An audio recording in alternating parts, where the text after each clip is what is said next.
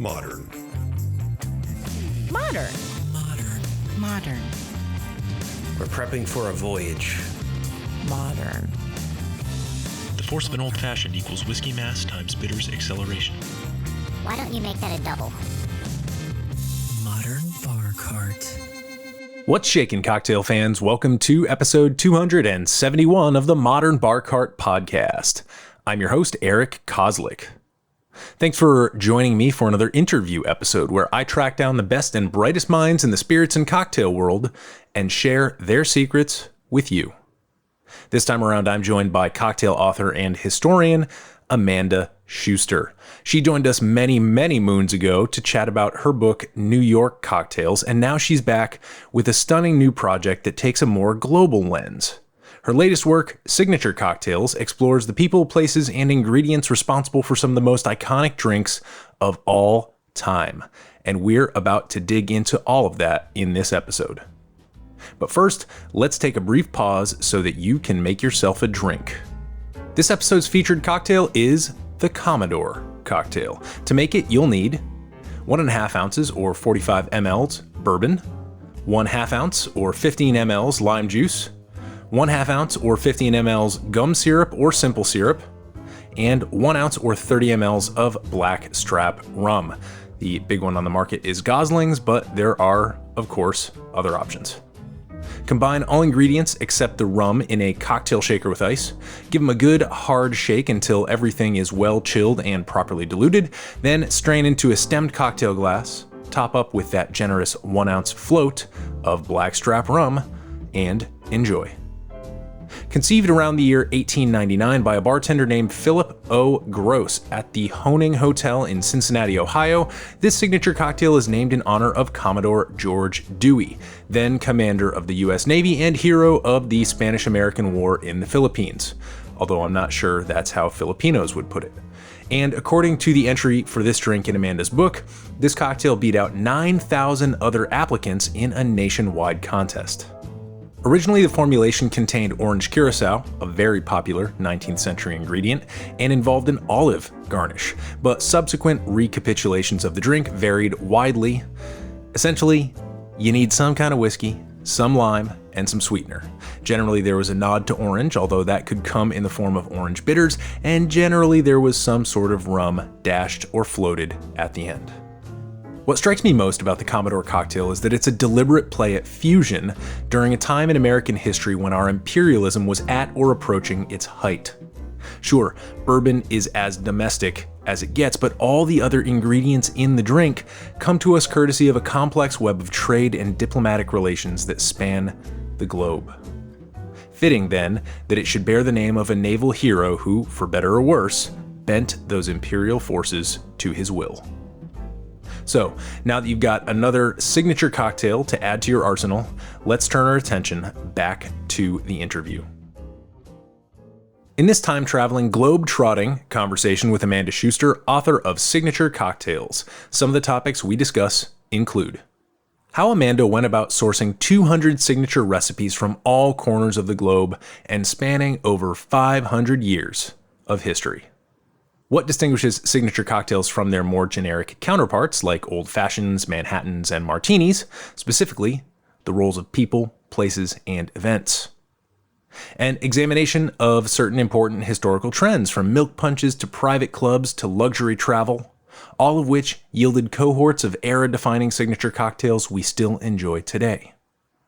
The importance of menu attribution in spreading contemporary signature cocktail recipes across the digital and physical world, and tips for designing a signature cocktail for your own bar or home cocktail lounge.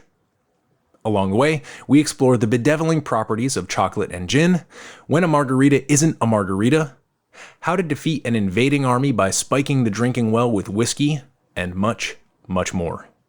Amanda's new book, Signature Cocktails, is available now wherever books are sold, and I know I've said it before, but the following point bears repeating. My inbox is literally deluged with pitches from literary agents several times a year in the months before most publishers release new products, and I only bring on authors who are truly world-class thinkers and communicators, and who are contributing something actually meaningful to the drinks world. I get measurably upset when I think about the boring recipe books that assume people can't make a decent old-fashioned in 2023. So thank goodness for people like Amanda and her panel of international cocktail experts who have assembled this collection of the world's most noteworthy signature cocktails, many of which I bet you've never heard of. Please enjoy my conversation with Amanda. Amanda, welcome back to the podcast. Thanks for having me. So for those listeners, probably the majority of our listeners who weren't with me, literally hundreds of episodes when we talked about New York Cocktails, your other big hit publication, could you just sort of reacquaint yourself with our audience? Who are you and what do you do? Well, thanks for having me, Eric. I'm Amanda Schuster. I am a wine, spirits, and cocktail writer based in New York City and the author of, as Eric mentioned, New York Cocktails. I've also written Drink Like a Local New York. And just today, we have published Signature Cocktails on Phaidon. Yes, good timing all around. So I'm excited to talk about this book. Which is right here. Yeah, oh yeah. Let's show it for the fans. See, beautiful. Hence the red and black and gold. I love it. I love minimalist cocktail exteriors that then, like, this one sort of, to me, like an oyster, when you crack it open, you get all this beautiful photography, right? Oh, that's a nice thing to say. Thank you. So let's jump in at a really weird point. Let's talk about that photography. How long did it take you to photograph all of these cocktails in this book? Well, I didn't photograph them myself, Sure. But I was kind of astounded when Phaidon told me that they were planning on photographing every single one of the 200 cocktails. And so this was actually done in London. So the book actually went through, there are two offices with Phaidon. They have New York and they have London, and almost all of the process went through London. So and it was a little bit of a nail biter, but we got it. You know, we had to do a few do-overs, but really it ended up looking amazing, didn't it? And it's a photographer named Andy Sewell, who works in a London studio there. And I don't really know what the process was exactly. I would guess. I mean, I know that they had to make each cocktail and obviously photograph it, but I kind of wish I'd been there to see what was going on because it was so exciting. Yeah, no, it's a beautiful. Would you call this sort of a reference work? How would you define what this book is and does? It's a multitasker, isn't it? I mean, it's reference, it's history, of course, it's culinary in certain ways. It's a little bit, I mean, it's definitely telling a story. I mean, one of the things that was so important to me about writing this book and traveling a bit outside of my realm in New York City was the chance to put something that's brand spanking new from the contemporary scene up against something that would be quite old. And you can see this, and I love that this was not discussed until the end, but I'm so glad they did it this way, how the book is laid out chronologically, right? So you start with the earliest cocktail and end with the newest one. And I think this is a really cool way to see how cocktails evolved and what people were drinking through the decades, and maybe to understand why, they were using those ingredients and why they were styled a certain way or why they were prepared a certain way. Yeah, I am really excited to dig into this because we can sort of slice and dice this a couple of different ways, and I'm sure that slicing and dicing is what led to a lot of the granularity, right? What happens when you dice an onion, right? You create the vertical dices, then you turn it and you start going, and suddenly it's a lot more complicated than it was when it was just sitting in your hand in one piece. So I'm excited to get into that slicing and dicing. But let's talk a little bit about that zoom out first, right? The titles of your books should be a hint to some people, right? New York centric, which in your defense is where a lot of cocktails occur. And the New York-London connection, another great, cocktail duo, right? What two places on earth, if you could pick two to go out and drink cocktails, probably London and New York are two of your best. But what made you, I guess, excited, or what prompted you to take a bit more of a global lens with this project, and what did that look like for you personally in terms of like, whoa, suddenly the aperture is drastically wider than it used to be? Yeah, that was daunting at first, but I was excited to do it because there really are some super cool things that are happening outside of New York City and London, right? And they're creative, especially in the past few years as mixology has really kind of taken over the globe. You might not have thought, for example, of Dubai as a center of cocktail culture, but it very much is, even though it's an Arab country, but it's a very cosmopolitan one. So they have restaurants and they have bars. And so it was important to me, for example, to include something from there, or Beirut, Lebanon, or obviously there's a huge scene going on in Mexico City right now. And I have a feeling that in a few years, we're going to be talking about Mexico City very much in the same way that we're going to be discussing New York and London and also Paris. There's a lot going on. So it was important for me to cover those things. And I had consultants.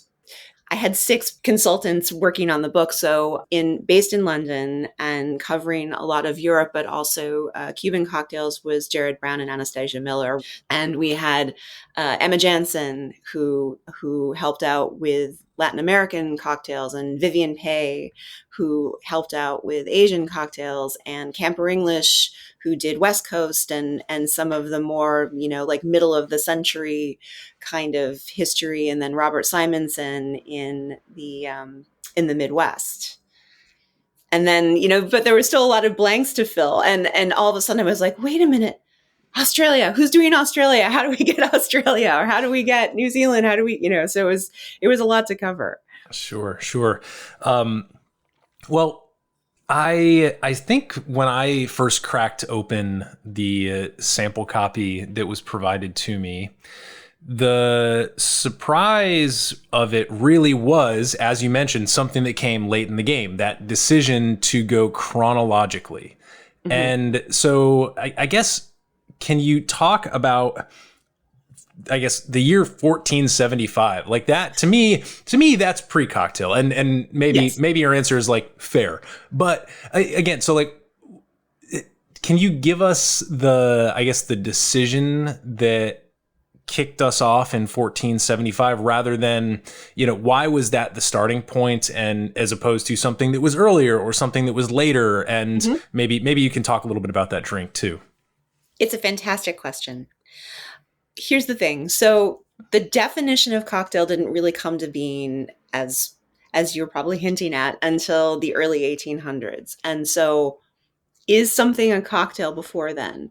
Well, just because they weren't using that word doesn't mean that it wasn't. And so you have a mixed drink with alcohol. It's got more than 3 ingredients. To me, that's a cocktail. So, I mean, and like at that time, 1475, that comes, history may not be my best subject, but that predates 1492. The cocktail is also, as some of our colleagues might tell us, an American invention. Where did this 1475 drink arise? And, is there any story with that? It's pretty hilarious. So, and the whole thing is based on legend. Did this even really happen? And it was interesting to include this in the book. The reason they wanted to include it in the book is because it's a drink that people do drink in Scotland around the time of the holidays, and it's basically a fancy oatmeal drink with scotch and honey. And legend has it that this mixture was poured into a well to thwart an attack. And the reason being, they would bring up what they thought was going to be water, and instead it was this delicious thing, and everybody got drunk and passed out, and then weren't able to overthrow the enemy. But did that really happen? Who knows? But it's a nice story, and it is a drink that people do drink during the holidays. So I thought it'd be fun to include it. That's such an amazing tall tale, though, isn't it? Like the amount of whiskey and honey and oats that you would have to throw down a well to get an entire army inebriated. What is it called? The Atoll Bros. So it's Very the Earl of Atoll who is credited with thwarting this rival.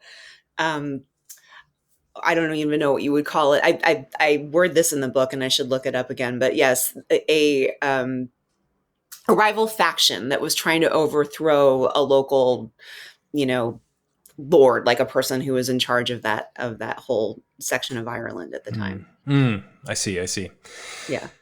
Well, now that we've got an example on the table, and now that we've kind of nodded to the fact that maybe the definition of a cocktail is not exactly how we should be looking at this, if we're whether we're pointing to David Wondrich's famous definition or something else. What is a signature cocktail? Maybe that's the best question that we should start with. And what are the parameters that you use when you think of a signature cocktail versus something that might be more of a generic build or format? So a signature cocktail to me, and this was very much, obviously something we ruminated over as we were putting together this book, but it really has to be a drink that can be tied to a specific person, place, event, whole country, as is the case with the Pisco Sour, something that can be tied to something else. And so unfortunately, some of my favorite drinks do not fall into this category, like the Manhattan. We don't really know exactly who invented it. I mean, we have a pretty good idea, but we don't really know. And it wasn't, specifically tied to a place, but we can talk about somebody's version of a Manhattan that very much is the signature of the bartender or the establishment. Or, I use this example a lot, the Martini.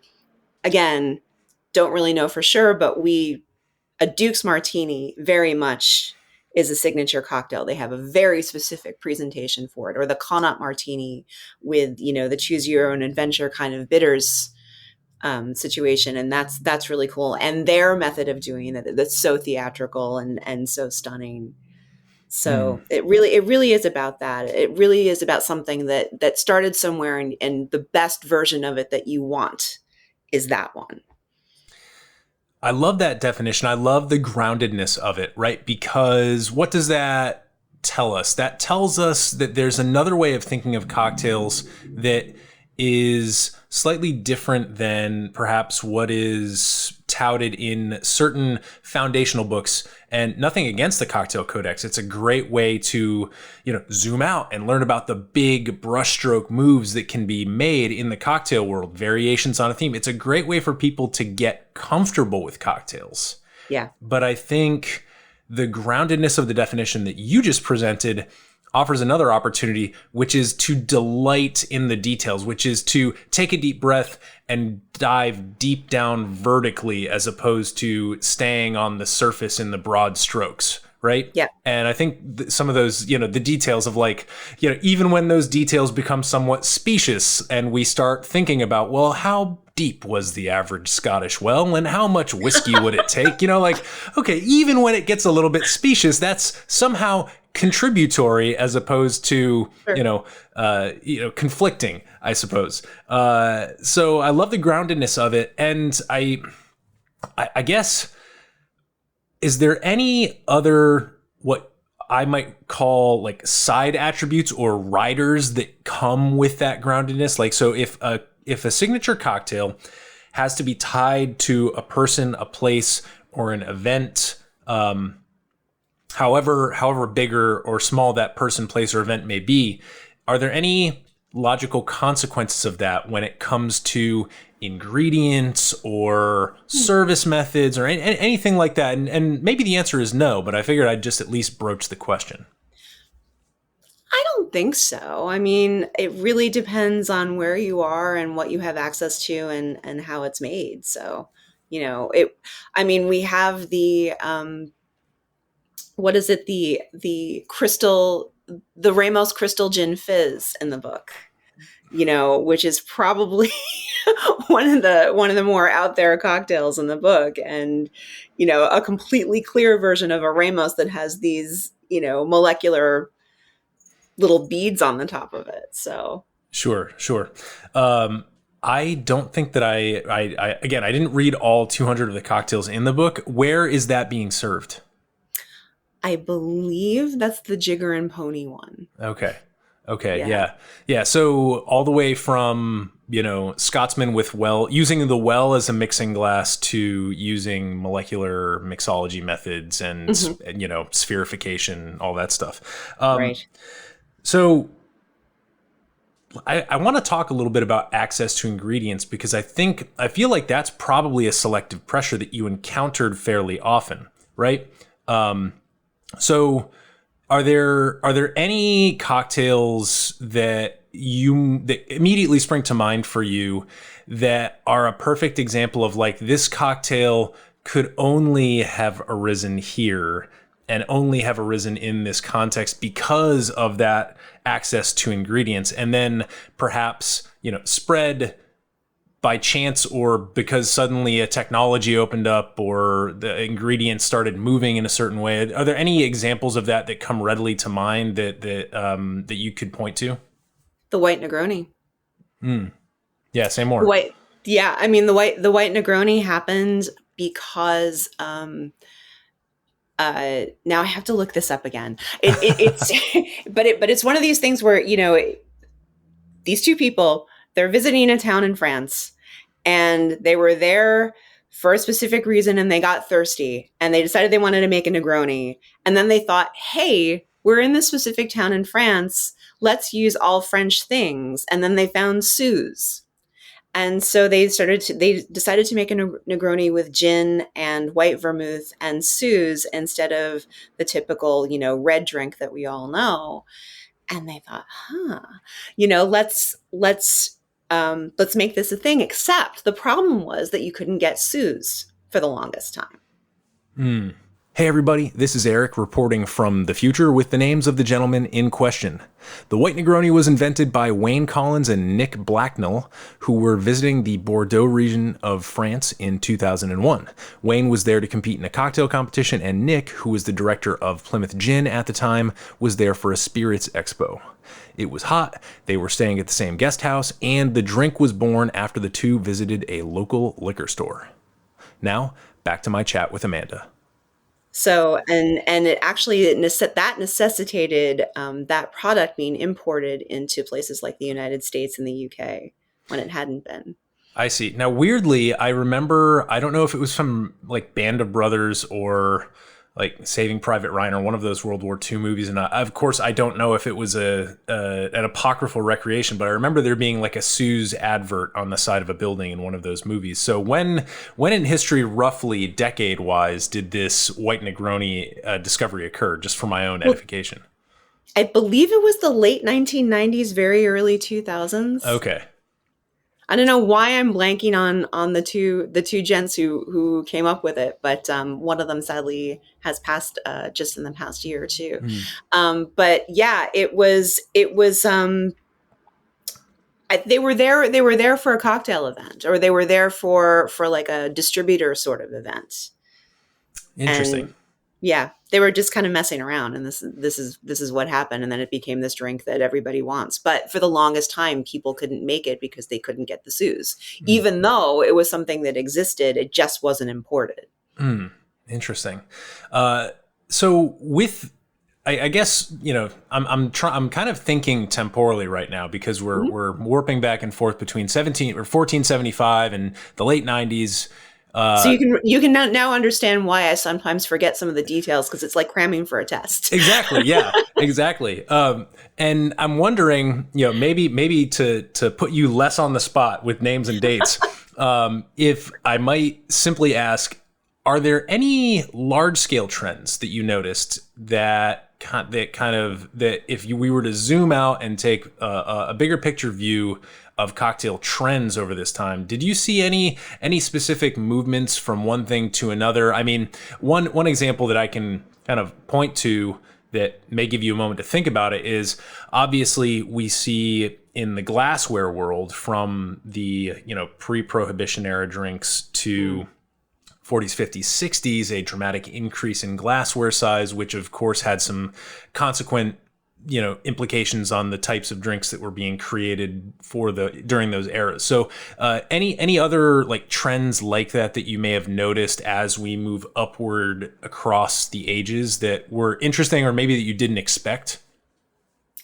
The thing that really kind of blew my mind recently is how popular a clarified milk punch has become in contemporary cocktail bars. It's something that is um, very arduous to make. There's a whole process by which to make the clarified milk. It's whey, basically. So you have to separate the curds and whey, activate it with acid, and collect it. And it takes hours and hours and hours, but you also have to make a lot of it at once. So this is something I think people have been doing actually, even though initially it's very tedious. It makes things easier later because you have to have so much of it. It's a great way to make batch cocktails. So high volume cocktail bars, in Latin America, especially it seems, and parts of Europe are making a lot of different kinds of clarified milk punches. Interesting. I wouldn't have expected the Latin America detail. Do you think that's because they have access to a lot of really fun, fresh, acidic juices down there that we might not see as readily up here? Sure, that's part of it. I think there's also a bigger movement there. The no waste movement, I think, is much bigger in Latin America than it is here. There's quite a bit of it in Asia too. And it's a really great way to showcase a new product. If somebody, there's one from a Vietnamese distillery that's making a clarified milk punch, and they're doing it actually also as a zero waste initiative. And but they do it to showcase their gin. Interesting.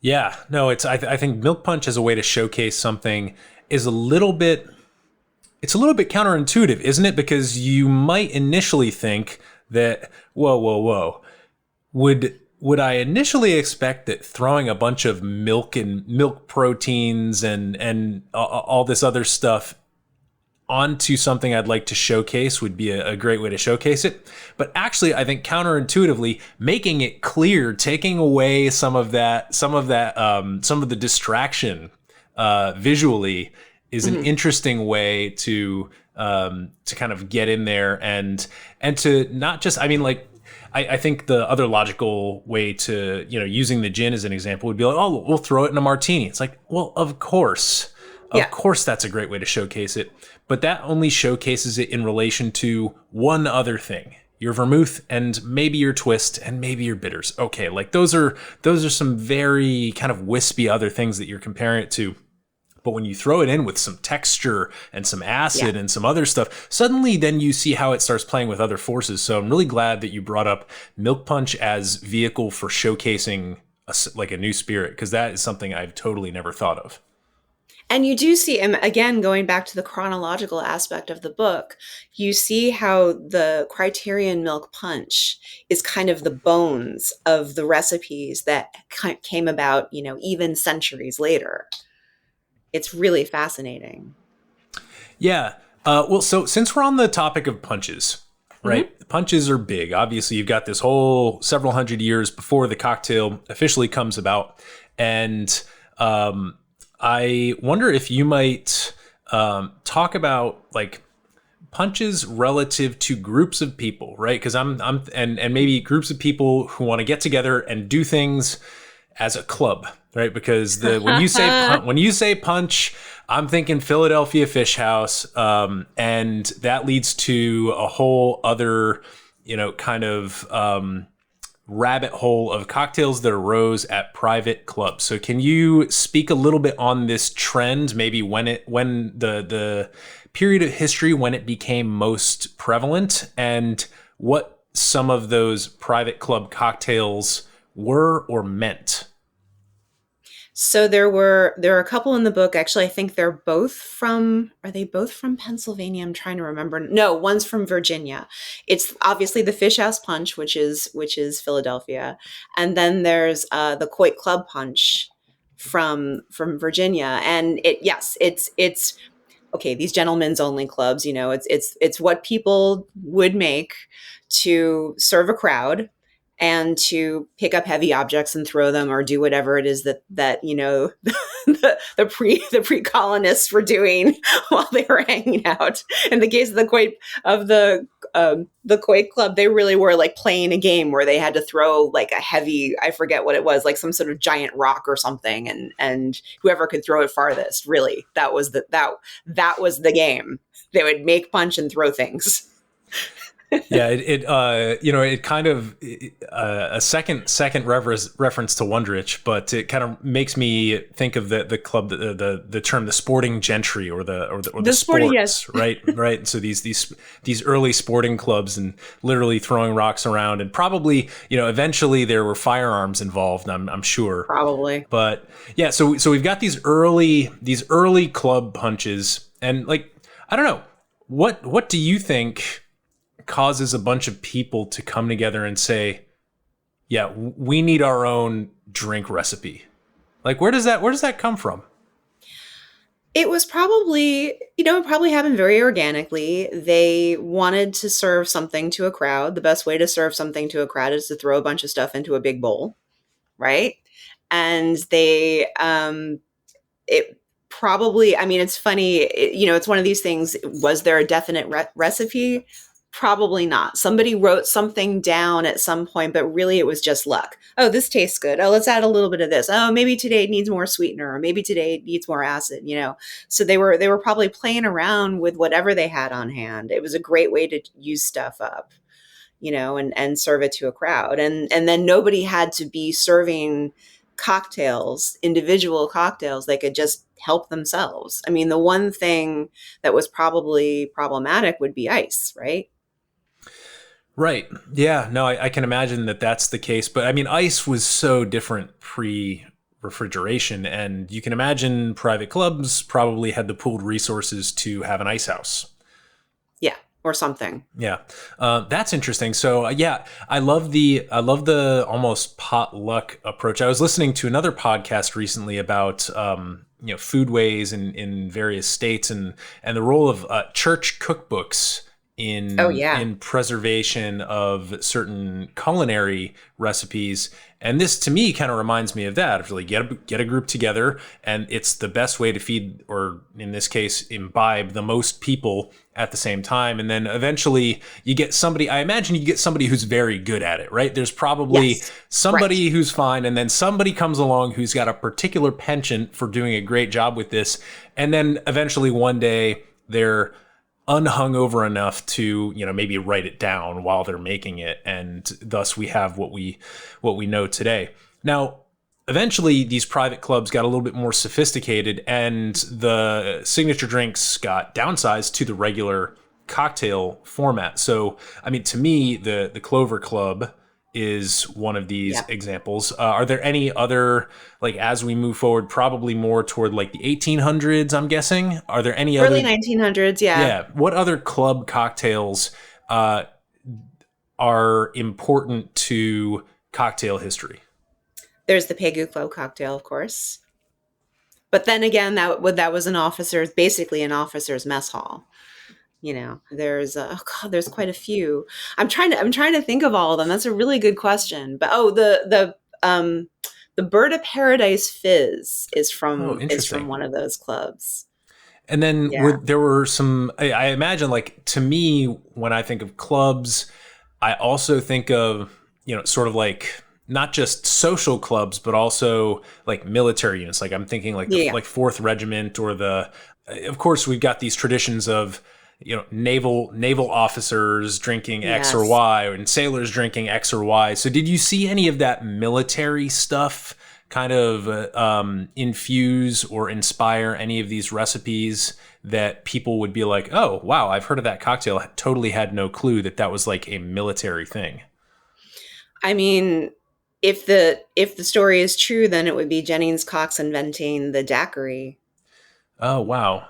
In what respect? On a military base. Yeah. Oh, okay. Interesting. Yeah. Interesting. And I guess to me, like, this is another one of those keys when I think about like, think of the Suze example that you gave earlier, right? Like, Yeah. well, okay, there was a problem in that Suze was just not being exported to places that weren't France. So if you wanted to go and make the drink that these two gentlemen invented, you almost had to get yourself there. And Yeah. I think that movement of people across place, you know, the military, Navy is like a really great thing that just sort of immediately and very rapidly solves for that. And then, of course, once they're back from that place, suddenly like the recipe moves just as rapidly as people do. So did you see, like, are there any like technological or other types of innovations that kind of popped up at certain points in the progression of this book that you see as particularly meaningful, perhaps aside from like refrigeration? Well, air travel. We would not be talking about the Irish coffee if air travel hadn't been invented and people needed to take a what they called a flying boat to Foynes Airport in outside of Shannon, Ireland, and then because of air travel, somebody had tried one there and decided that they were going to bring the recipe back to San Francisco, and voila, the Buena Vista, and a cocktail that they make by the thousands every day. That's true. So we've got travel as a big factor. Huge. Yeah. So what happens then? So this is I love the example that you just gave with the Irish coffee, because what happens when you get a cocktail that has a sense of place? The Irish coffee seems to be very Irish to me, but suddenly it gets airlifted somewhere else. Right. Right. Like, who owns it now? Do the Irish own the Irish coffee? Does the place own the Irish coffee? How does that, I guess this is a question about proliferation, right? Sure, so sure. like, how do these signature cocktails proliferate? And is there a point in the proliferation where suddenly the signature cocktail becomes less tethered to the person, place, or event, and sort of, does it get watered down? Or would you argue that that's a success in spreading its genetic prodigy all over the world? Is that when the signature cocktail wins, or is that when the signature cocktail is maybe no longer a signature cocktail? Oh, I think it's always going to be a signature cocktail if you can still talk about its origin story. And even if you're drinking, let's say, a Gold Rush in, I don't know, Hong Kong, we're gonna still talk about the fact that it originated in New York City at Milk and Honey, or a lot of these modern cocktails. I mean, it's amazing to me how much they spread and how quickly, also because of innovations like social media, and again, more travel and people just getting out in the world more.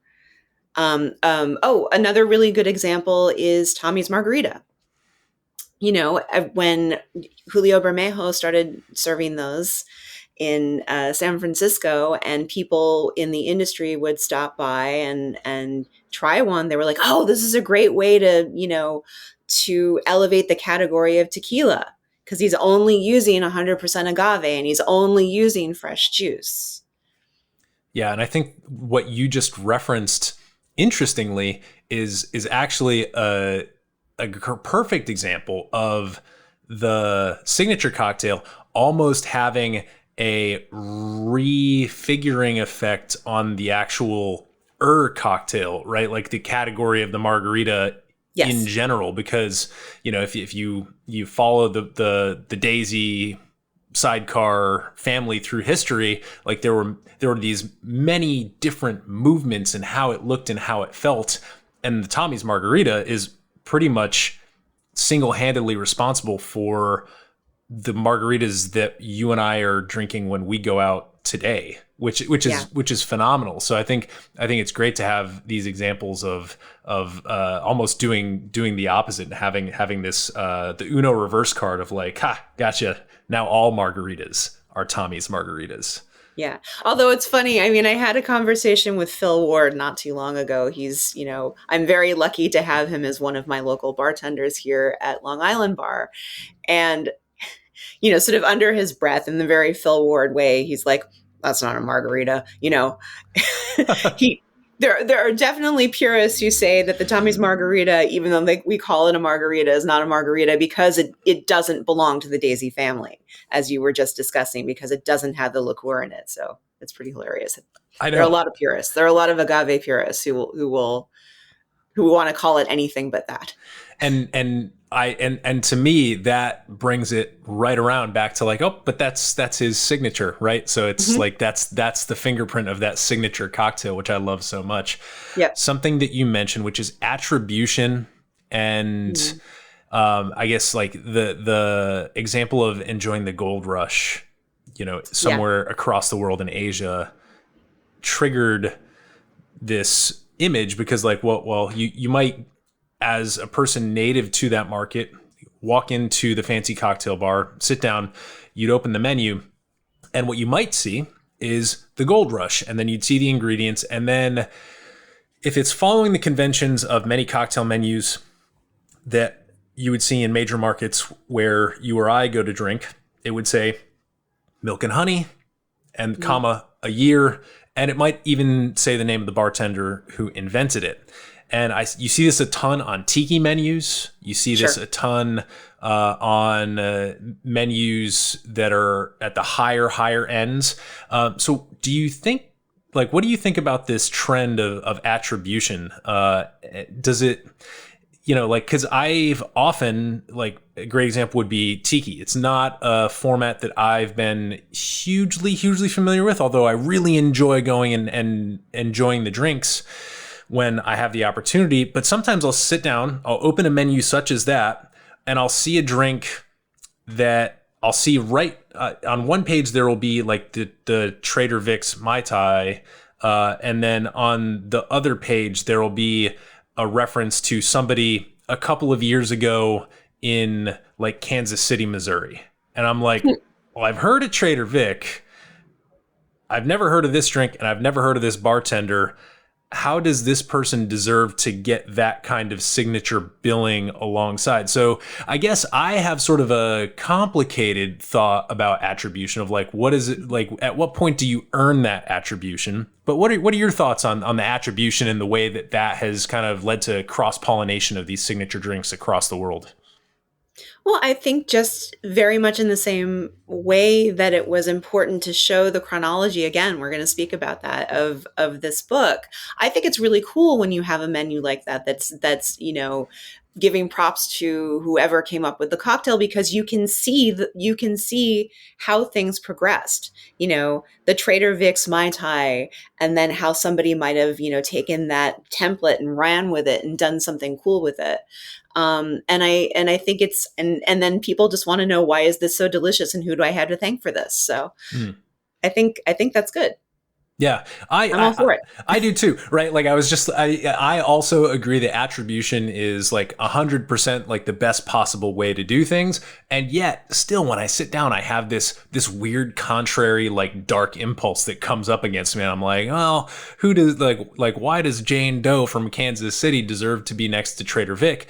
But I think the secret answer to that is because the people who created this menu are really smart, and because they think so and they say so. And I think, to me, I think that's something that's so great about the world that we live in right now that may have been, a limitation in the 14, 15, 16, 1700s, that just that attribution comes so readily. So are there any other aspects of, I guess, technology, or I'm hesitant to even bring up social media because it's just such an obvious influence, but are there any other, I guess, forces today that you see as really pushing signature cocktails and like essentially a force for good in today's signature cocktail landscape?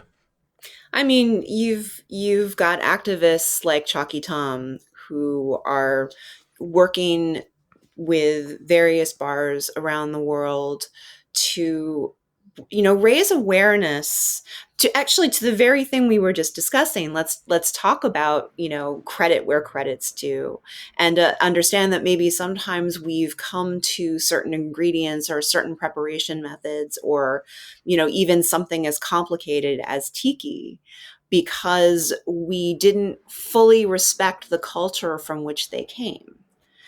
So, I mean, one of the things that was very important to me, and fight probably drove them a little crazy with this, was if we were going to feature a tiki drink in the book, we had to be, very respectful in the way that it's presented and the vessel in which it's served. No hula dancers, no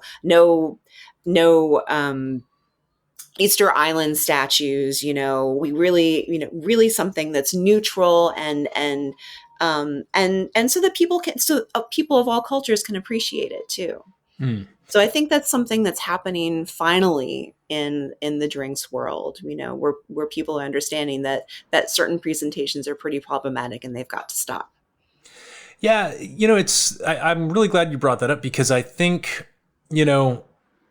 as we go through history, the stuff in the past doesn't go away. So really what we're in the business of, as as having just put together a historical monograph, is that we're layering things on top of one another.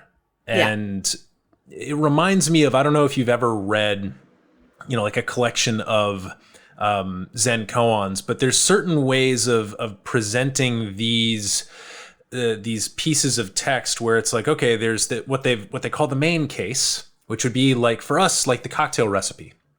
Yeah. And then you've got, in some collections, they've got somebody who comments on the top of that, who's like, kind of gives the intro, which would be like all right, like, so we've got the ingredients in the main case, and then maybe the intro would be like, oh, here's who created it, and here's where and when it was created. And then you've got something else at the end of it that's like, they call it a capping verse, which is like, and boom, and now here's where I turn this on its head and complicate it and send you off to think about it while you meditate. And that could, what you just mentioned about, activists like Chalky Tom is like, oh, like, yes, all right, like, there may be this time and this place and this set of ingredients that were very special and unique and almost frozen in time and could only have occurred there. And yet, as these signature cocktails continue to evolve and proliferate and get put in front of people who might not have known them, we still have these opportunities for meta commentary that I think actually add to the richness and the surface area. Yeah. So I absolutely agree with that. And I think it's really okay to present a cocktail from the past that, that comes from a certain culture, but then explain things were different then, and this is how we would do it now. Sure. And these are the ingredients that we would serve, etc. Yeah. Well, let's turn our attention now to a segment of my listeners who are near and dear to my heart, our home bartenders. We've got a lot of industry folks who listen, but also a ton of home bartenders who are really active on social media and on our Discord.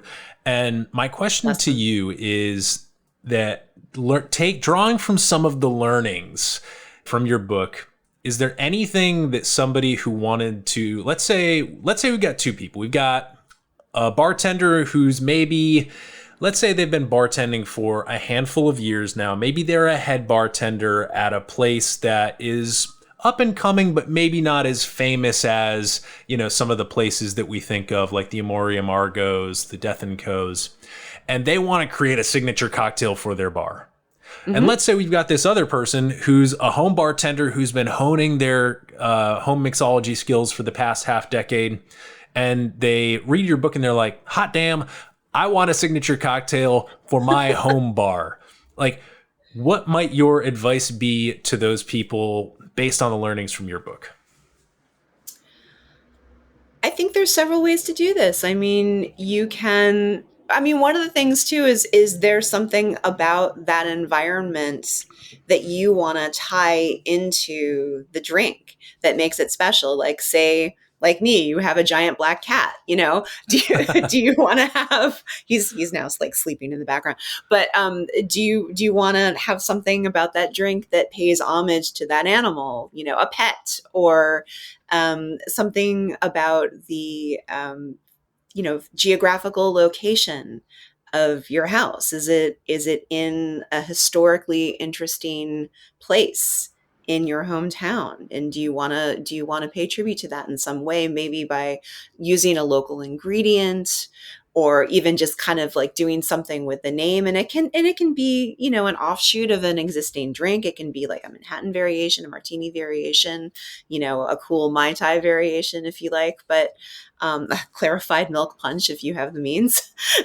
but I think there's ways of doing this, you know, and this is kind of how this happened around the world with various bars, right? Like, let's take the last word, you know, there's oh my word and word up and all these variations on it that, you know, make it a signature because it's that person or place's interpretation of that set of ingredients. So naming is a really good one. I wonder about service method too, right? Because of course we've got the Blue Blazer cocktail featured very prominently, Jerry Thomas's signature drink. Are there any examples of service method? Because, you know, if I were an entrepreneurially minded bartender, I would be looking to do something like the fajita sizzler of cocktails, where it's like, I didn't know I wanted that until somebody at the table next to me got the fajita sizzler, and now that is all I can think about, right? So, is there anything like that jumps to mind? I mean, you got something going on with a bar cart, you're in. You know, if you're right, I mean, if somebody wheels a bar cart up to you, it almost doesn't matter what they do with it. That's just cool. So, but then again, you've got the two iconic martinis from London, from contemporary London, from the Duke's Martini, and the whole ritual of, you know, every single bottle of gin or vodka is frozen, right? It comes from a bar cart where the gin itself or the vodka itself is frozen, and then they, you know, kind of they pour in just a little bit of homemade or not homemade, but what's the word I'm looking for? You know, house vermouth, and then they just, you know, toss it over their shoulder, and then more stuff happens in the glass, and the beautiful, you know, Sicilian lemons that are used, and then you've got the connaught, which is just spectacular, you know, and the entire, you know, service ritual of when they're adding the bitters and this whole trickle down business into the glass. It's just gorgeous to watch. It's a ballet, really. Yeah, I love that. My friend actually just enjoyed his first Duke's Martini experience this past week, and so the Sicilian lemons, are they like this big? Oh yeah, they're huge. Yeah, they're huge. Yeah. They're like the size of your head. I mean, they're just they're really, really big. That's brilliant. So yeah, so I like these. I think these are some of those little riders I was thinking about before, right? Service method, some of the theatricality of it. I mean, simply the act of tossing a cocktail instead of just mixing or shaking is something to me that could set something apart, right? And that does, obviously, as we know from the science of making drinks, we do know that has some implications on the end product and the effect. Anything, so that's those are some great suggestions for home bars. What about more on the professional side of things? What if somebody is like, man, there's no way I can fit all of my gin bottles in the freezer. There's no way my bar manager is going to let me afford a bar cart. Are there any other things that people can do that might be more like riffs on a classic that might set them apart? Like, I'm like using local ingredients is one place where my head goes, but to me, then I naturally go to craft, right? Like if we're thinking spirits, I naturally go to like craft spirits, and my concern there is that they might not be around in a couple of years because, you know, like there's a difference between Laird's Applejack, which is a signature ingredient in a number of cocktails, and, you know, perhaps a really cool local apple brandy producer that you might use, but then that might succumb to certain economic forces. Yeah. How would you think about that? I mean, you know, the whole rule of smoke them if you got them, right? I mean, if you can use that local ingredient and they're still producing, it's a great way to support the community. So I would say do that whenever you can. If there's a great product, and hopefully they get to stick around. But yeah, I mean, on a smaller scale, I mean, one thing that you can get for your bar that's really nice is an ice stamp. Ooh. It's not a super expensive thing to do.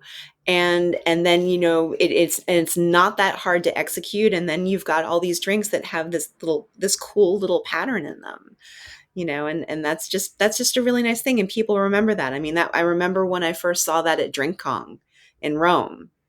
That just blew my mind. The cool Kong logo right in the glass, Yeah, and what I love dissolving about in my that, drink. what I love about that piece of advice is that you can, of course, there are various levels. You can go really fancy if you're a big bar, or if you're a home bartender, you can simply invest in one custom piece that you Yep. can heat up with a culinary blowtorch and stamp on the top of a single 2x2 inch cube, and that works. And I Easy mean, enough.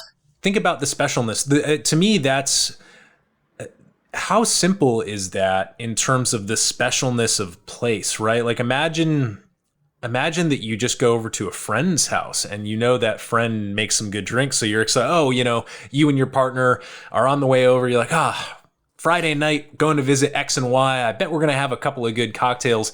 And then they break out the ice stamp. Like, Right? How cool is that? come on. That is such a winner right there. So I'm really glad that you brought that up. So Amanda, is there anything that I've totally overlooked about the book that you want to make sure you point out before we transition into some lightning round questions here? Goodness, I can't think of anything. We covered quite a lot of ground, didn't we? We traveled a lot of different countries, and we had different kinds of drinks, and we even got a little political there for a second. So Little bit, yeah. In a good way. yeah. Well, of course, we're going to have links over on the show notes page to where folks can pick up this book. I mean, it is out as of our recording here on October 5th, right? It is. Yeah, it's pub day. Congratulations. Thank you for spending some of that big day with me here. And I think with that, we'll head over to the lightning round. So question number one, what's a signature cocktail in your book that you think is perhaps criminally overlooked? The 20th century. Yes. Tell us about the 20th century cocktail, because I'm inclined to agree. I love that drink. You hardly ever see it anymore. I mean, the way it's described in the book is the Corpse Reviver #2 with creme de cacao instead of the orange. And man, is it delicious. It's one of those things that's the sum of its parts. So it's lemon, gin, quina lillet, creme de cacao. I forget what else. And does the Corpse Reviver have a little bit of anise in it? No. Oh yeah, that's right. The Corpse Reviver has a little bit of absinthe. Yeah. So does the 20th? I think the 20th century probably omits. No, yeah, there's no absinthe in the 20th century. And did that have something to do with train travel or so how did that arise? It's named for the 20th century train, which operated in the United States cross country from the early 1900s until the 1960s. And it was an incredibly elegant way to travel. It was exactly what your mind is picturing, the beautiful furniture and people waited on hand and foot, and the grand dining car. And the coolest thing about the dining car is by day you could have your breakfast in there and it was like a cozy little place to sit and have coffee and watch the scenery go by, and at night it was a nightclub. It was Club Century. I mean, how cool is that? So that's amazing. And just to me, something that represents that. The drink actually, I don't think the drink was invented until the 1930s. So the train had already been operating nearly 2 decades, I think, by the time that it had its own signature drink. And what a strange cocktail to be invented in the 30s. Right? Because creme de cacao, the French vermouth, and I mean gin we had, okay, but lemons maybe a little harder to come by at that time. Very good point. Yeah, so yeah, and I mean gin and chocolate. Yep. A weird Be the thought, thunk. perhaps, but strangely, I think juniper and cacao have an interesting little back and forth, especially when you incorporate some of that sweetness there. So, 20th century cocktail, fantastic answer. Next Thank you. question. You're stranded on a desert island for the rest of your life. Classic scenario, no prospect of rescue, and you can interpret this strictly. Right, the rules of this could be strict, where you have to survive, or they could be a little bit less strict, and it's just perhaps a philosophical desert island. But you get to take one bottle of anything. Really, it can be a spirit, a ferment, a liqueur, and then you get to have one cocktail that either you have the ingredients for and can be made at all times, or again, if you want to be lazy, you can just have it on draft. So what's your bottle and what's your desert island cocktail?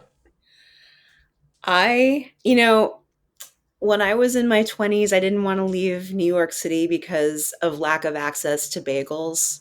And now I would say I would hate to leave civilization because of lack of access to Manhattans. What's your dream Manhattan? I mean, I'm going to be controversial here. I prefer a bourbon Manhattan over a rye Manhattan.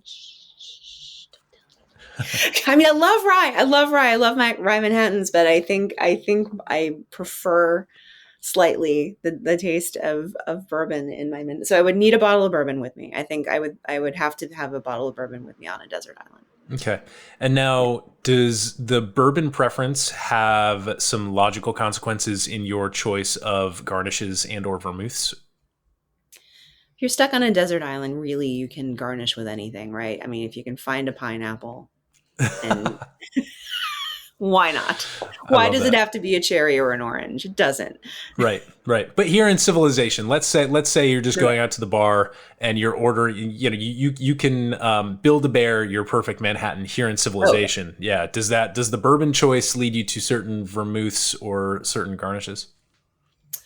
Yeah, I mean, we'll just talk about the garnish thing. For me, I'm cherry. I'm cherry all the way. I mean, as people probably know, I make a big deal of this when the farmers market locally finally has the sour cherries from New York State. I make batches and batches and batches of cocktail cherries using different spirits and different recipes. That's awesome. My thing. Awesome. So, yes. I love it. And I love too, like, isn't it somewhat gratifying when you go into the cupboard after a while, after they've sat, and you open and suddenly the cherries are pale and all the goodness is like extracted into all the juice. I mean, to me, like seeing those cherries and be like, good, you've done your work. There's something gratifying. That's interesting. That doesn't happen with, I get those sour cherries from New York State and they retain their color, but there's still some extraction. Sure. I mean, and so the liquid is this beautiful, like, hubba hubba electric pink, but the cherry itself still retains that color. It's really beautiful. Well, it serves me right for sourcing those lazy Michigan cherries. Well, I wonder, are you using sweet ones or sour ones? I've used sour. I think they're a Montmorency. Okay. See, it's just the variety. Yeah. Interesting. Next question. If you could have a drink with anyone in the world, past or present, right now, who would it be? Where would you go? What would you have? Just kind of paint us a picture. So, there are all these famous people I wish I could have had a drink with, especially back when they were drinking, and some of them just don't drink anymore. But, right. David Bowie, of course, or Dorothy Parker at the beginning of the evening, Peter O'Toole at the beginning of the evening, sure. Richard Burton at the beginning of the evening, somebody like that. But really, I thought about this, and my answer would be to have a drink at the bar on the 20th century with a tall, handsome stranger and have one of those conversations that you'd want to write a play about. Fantastic. That's what I want from the past. I want the opportunity to go back and experience those things that we really can't do anymore, or to go to the Stork Club in New York City, which I missed. So I feel like in your hands the holodeck on the Star Trek Enterprise would be a really dangerous tool. Yes. Yeah. Fantastic. And what an answer for somebody who wrote a book about the importance largely of place on cocktails. So fantastic. Do you have any unusual or controversial views in the spirits and cocktail world? Oh, right. I was supposed to think about this question. I think my controversial view is that the Jack Rose and the 20th century are delicious. I mean, I think it's just that I like certain things maybe that some other people don't. Yeah. And it seems like you also, just case in point, the brandied cherries have a vested interest in great ingredients too. So, Jack, yes. I feel like the Jack Rose is made or broke upon the grenadine? The grenadine, right? or the thing that actually I do make them. So I don't use grenadine. I use the cherry juice from my cocktail cherries when I make a Jack Rose at home. Perfect. And what a perfect riff too, right? Because apple brandy, cherry brandy, like there's, come on now. Pretty good. Well, Amanda, we're coming up on time here. I want to thank you for, of course, chatting here with me, but also the massive amount of work that it took to put together alongside your team who held down the regional research, this book. What is it? Where can we buy it? And where can we get in touch with you digitally? Okay, so it's Signature Cocktails. There we go. There she is. And you can buy it wherever books are sold right now. And getting in touch with me digitally, you can follow me at Weinenscheid, WINENSHINE, on Instagram and Threads. And yeah, I think I'm probably going to get rid of that other thing pretty soon. But yeah, let's say Instagram and Threads. Beautiful. Well, Amanda, congratulations on what I think is a very valuable addition to the cocktail canon. And I don't say that very often about the dozens of books that come across my inbox. So congrats on passing through the filter and putting something actually, useful out into the world and beautiful with the photography in there, courtesy of your team in London. And thank you, most importantly, for being a guest here on the Modern Bar Cart podcast. Thanks so much for having me.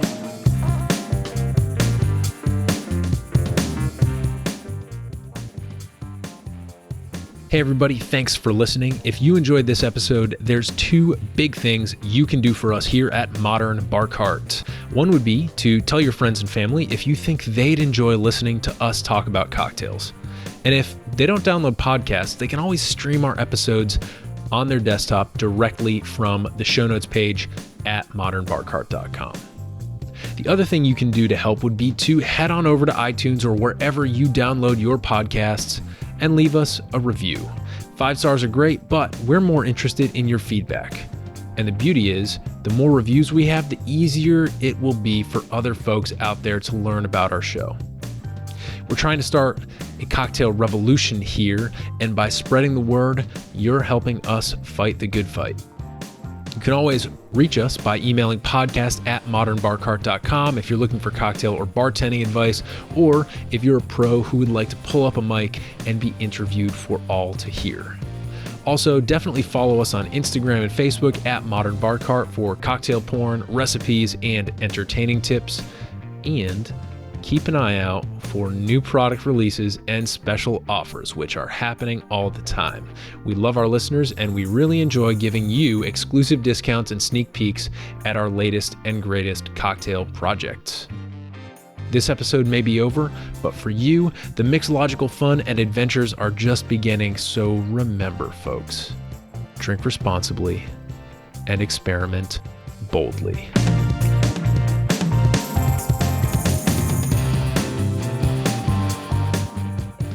This episode was made possible with editing and sound design by Samantha Reed, signature cocktail insights courtesy of Amanda Schuster, and a little bit of interview magic by yours truly. This has been a publication of the Modern Bar Cart podcast, copyright 2023.